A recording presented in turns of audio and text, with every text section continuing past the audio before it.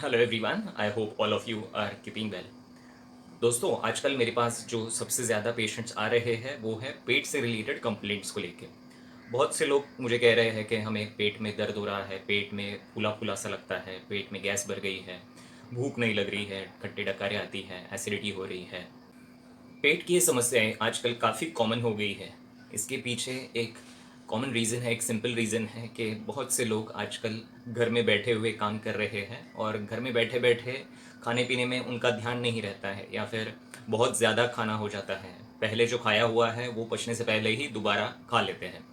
तो इन सब वजहों से जो आपकी पाचन तंत्र है, जो आपका डाइजेस्टिव सिस्टम है, जो आपका अग्नि है, वो इससे दूषित हो जाता है, बिगड़ जाता है और इसका सीधा असर आपके जो डाइजेस्टिव सिस्टम है उसके ऊपर दिखाई देता है और इस वजह से आपको एसिडिटी, गैसेस, पेट में दर्द, डकारे आना या फिर पेट साफ ना होना, इस तरह के कंप्लेंट्स दिखाई देते हैं। आज के इस मेरे वीडियो में मैं आपको इसी प्रॉब्लम से रिलेटेड एक बहुत ही आसान सा सल्यूशन देने वाला हूँ, जो कि आप घर में ही बना सकते हैं और इस प्रॉब्लम से छुटकारा पा सकते हैं। तो ये सल्यूशन क्या है, ये जानने के लिए इस वीडियो को आखिर तक देखिए और ये सल्यूशन आजमाइए। आपको ये पसंद आता है तो इस वीडियो को लाइक कीजिए, अपने दोस्तों में, अपने रिलेटिव्स में इस वीडियो को शेयर कीजिए। और आपको आयुर्वेद से रिलेटेड इस तरह के वीडियो पसंद है जो कि आप डेली लाइफ में यूज़ कर सकते हैं अपने प्रॉब्लम सॉल्व करने के लिए, तो मेरे चैनल को सब्सक्राइब कीजिए। तो दोस्तों, मेरा नाम है डॉक्टर अभिषेक कानडे और अभी शुरू करते हैं आज के अपने टॉपिक को।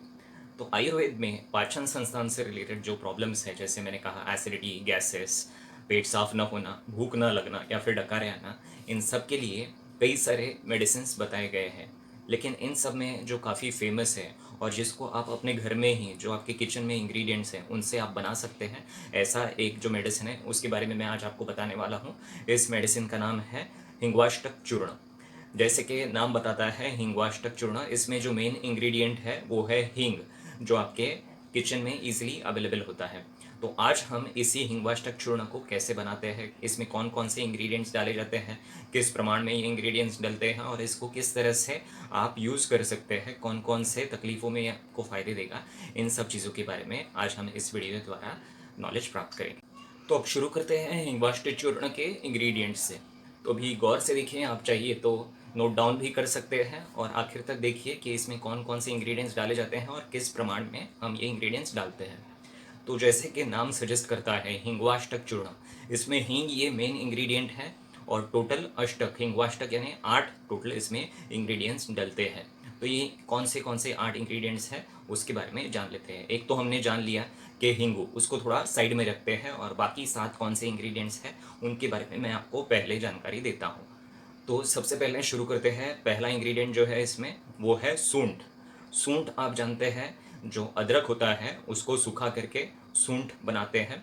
तो सबसे पहला इंग्रेडिएंट है सूंठ। दूसरा जो इंग्रेडिएंट है वो है काली मिर्च, इसको आप ब्लैक पेपर के नाम से भी जानते हैं, काली मिरी भी बोलते हैं इसको। तो ये है आपका दूसरा इंग्रेडिएंट। तीसरा जो इंग्रेडिएंट है वो है पिप्पली। पिप्पली को लॉन्ग पेपर के नाम से भी जाना जाता है। ये काले रंग का लवंग की तरह दिखने वाला थोड़ा सा लंबा ऐसे मसाला होता है, जो कि किचन में इजीली अवेलेबल होता है और अगर ना हो आपके घर में तो किसी भी मसाले की दुकान में ये इजीली अवेलेबल होगा या किसी भी आयुर्वेदिक स्टोर में आपको ये इजीली मिल जाएगा। तो ये हो गए पहले 3 इंग्रेडिएंट, सूंठ, काली मिरी और पिपली। इन तीनों को एक साथ आयुर्वेद के लैंग्वेज में त्रिकटु के नाम से भी जाना जाता है। तो ये थे पहले 3 इंग्रेडिएंट्स। चौथा जो इसमें इंग्रेडिएंट है वो है जीरा। जीरा 2 तरह का आता है, एक थोड़ा नॉर्मल जो हम यूज़ करते हैं ब्राउनिश कलर का, और दूसरा होता है थोड़ा सा उससे लंबा और काले रंग का जिसको शाह जीरे नाम से जाना जाता है। तो ये है चौथा और पांचवा इंग्रेडिएंट। जो 2 टाइप के जीरे हैं उनको आपको लेना है। तो टोटल अभी 5 इंग्रेडिएंट्स हो गए, पहले सूंठ, मिरी, पिपली, जीरे और शाह जीरे। ये 5 इंग्रेडिएंट्स होने के बाद जो आपका छठा इंग्रेडिएंट है वो है अजवाइन। अजवाइन को ओवा के नाम से भी जानते हैं, आयुर्वेद में इसको अजमोदा कहते हैं। जो आपका सातवां इंग्रेडिएंट है वो है सेंधा नमक। सेंधा नमक या सेंधव नमक, इसको आपको लेना है। तो ये हो गए 7 इंग्रेडिएंट। अब इनको कौन से प्रमाण में लेना है, किस क्वांटिटी में लेना है, ये मैं आपको जानकारी देता हूँ। तो ये सातों इंग्रेडिएंट्स आपको इक्वल क्वांटिटीज़ में लेने हैं। अगर आपने एक इंग्रेडिएंट 10 ग्राम में लिया है तो हर एक इंग्रेडिएंट आपको 10 ग्राम में लेना है। अगर आपने एक इंग्रेडिएंट 50 ग्राम में लिया है तो हर एक इंग्रेडिएंट आपको 50 ग्राम में लेना है। अभी आपका जो मेन इंग्रेडिएंट है, जो हीरो इंग्रेडिएंट है इस प्रोडक्ट का, वो है 8वां इंग्रेडिएंट इसका जो है हींगू। तो हींग या हींगू जो है, जिसको इंग्लिश में एसाफेटिडा नाम से जाना जाता है, इसको ये उष्ण और तीक्ष्ण होने की वजह से, हीटी इंग्रेडिएंट होने की वजह से बाकी सारे जो इंग्रेडिएंट्स हैं उससे मात्रा कम ली जाती है इसकी। जो बाकी इंग्रेडिएंट्स आपने लिए हैं उसमें से हर एक इंग्रेडिएंट का 1/8 पार्ट जो है उसका आपको हींग को लेना है। फॉर एग्जांपल, अगर आपने बाकी सारे इंग्रेडिएंट्स 8 ग्राम लिए हुए हैं तो आपको हींग ये 1 ग्राम लेना है। तो किसी भी इंग्रेडिएंट का 1/8 कर दीजिए, उस क्वांटिटी में आपको हींग लेना है। तो इस हींग को आपको घी के साथ भून के फिर आपको इसमें ऐड करना है। तो फिर एक बार सारे इंग्रेडिएंट्स आपको रिपीट करता हूँ। सबसे पहले मैंने कहा सूंठ, फिर मिरी, तीसरा है पिंपली, चौथा है जीरे, पांचवा है शाह जीरे, छठा है अजमोदा, सातवां है सेंधा नमक और आठवां है हींग।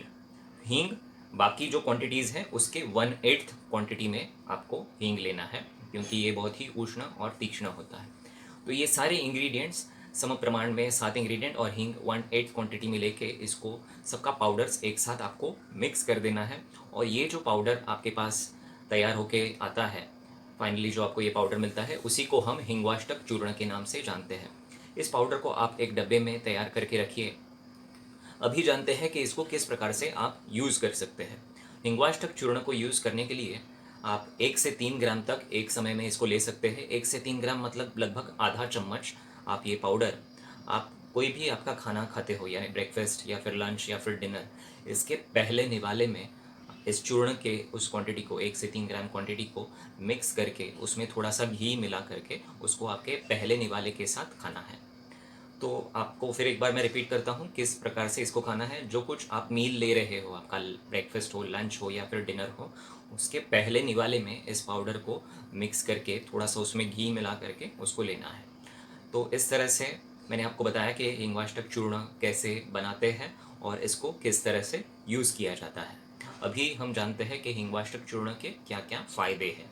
हिंगवाष्टक चूर्ण ये बहुत ही अच्छा दीपक और पाचक मेडिसिन है, यानी ये आपके डाइजेस्टिव फायर को अच्छा कर देता है और आपके खाने को अच्छे से पचा देता है। यानी जिसको भूख नहीं लग रही है उसको भूख लगने लगेगी, और जिसको भूख तो लग रही है लेकिन इनडाइजेशन है, उसका डाइजेशन ठीक हो जाएगा, उसका खाना पचने लगेगा। इसके अलावा जो वात से रिलेटेड पेट के प्रॉब्लम्स है, यानी पेट में गैस भरना, पेट में दर्द होना, पेट फूलना, डकारे आना, इस तरह से जो वात से रिलेटेड, गैस से रिलेटेड पेट की प्रॉब्लम्स है, इन सब में ये बेस्ट कहा गया है आयुर्वेद के शास्त्र में। इसके अलावा जो इंडाइजेशन या एसिडिटी की वजह से सीने में जलन होती है या फिर डकारे आते हैं, खट्टे डकारे आते हैं, इन सब में भी हिंगवाष्टक चूर्ण ये बहुत ही फायदेमंद है। तो ये थी जानकारी हिंगवाष्टक चूर्ण के बारे में, जिसमें हमने जाना कि इसको कैसे बनाते हैं, इसके क्या इंग्रेडिएंट्स हैं, इसको कभी खाते हैं, किस प्रकार खाते हैं, किस मात्रा में खाते हैं और किन किन तकलीफ़ों में ये फ़ायदेमंद है। तो दोस्तों, ये जो जानकारी मैंने शेयर की है इसको आप यूज़ कीजिए, प्रैक्टिस कीजिए, लेकिन इसके साथ साथ अपने खाने पीने के शेड्यूल पे भी ध्यान देना ज़रूरी है। इस वीडियो में मैंने जो जानकारी दी इसका मतलब ये नहीं है कि सिर्फ हिंगवाष्टक चूर्ण लेने से ही आपकी सारी तकलीफ़ें दूर हो जाएगी। इसके साथ साथ आपको आयुर्वेद के कुछ जो बेसिक डाइटरी गाइडलाइंस है, खाने पीने के नियम हैं, उसको फॉलो करना ज़रूरी है। जैसे पहले का खाना पचने से पहले दोबारा खाना नहीं चाहिए। विरुद्ध आहार यानी बहुत ही उष्ण और बहुत ही शीत चीज़ें एक साथ नहीं खानी चाहिए।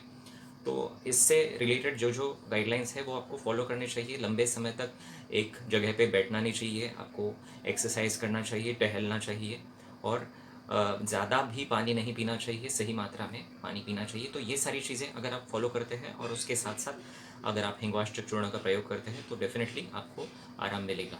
अगर ये जानकारी आपको पसंद आई हो तो प्लीज़ इस वीडियो को लाइक कीजिए, इसको अपने फ्रेंड्स में, अपने रिलेटिव्स में ज़्यादा से ज़्यादा शेयर करें, ताकि वो भी इसको यूज़ करके अपने जो तकलीफ़ें हैं उनसे दूर हो सकें। और अगर आपको आयुर्वेद से रिलेटेड ऐसे सिंपल टॉपिक्स जो कि आपके लाइफ के प्रॉब्लम्स, हेल्थ के प्रॉब्लम्स दूर कर सकते हैं, ऐसे टॉपिक्स पसंद हो तो प्लीज़ मेरे इस चैनल को लाइक कीजिए और सब्सक्राइब करिए। तो फिर मिलते हैं अगली बार आयुर्वेद से रिलेटेड कुछ इंटरेस्टिंग टॉपिक लेके। तब तक के लिए थैंक यू सो मच।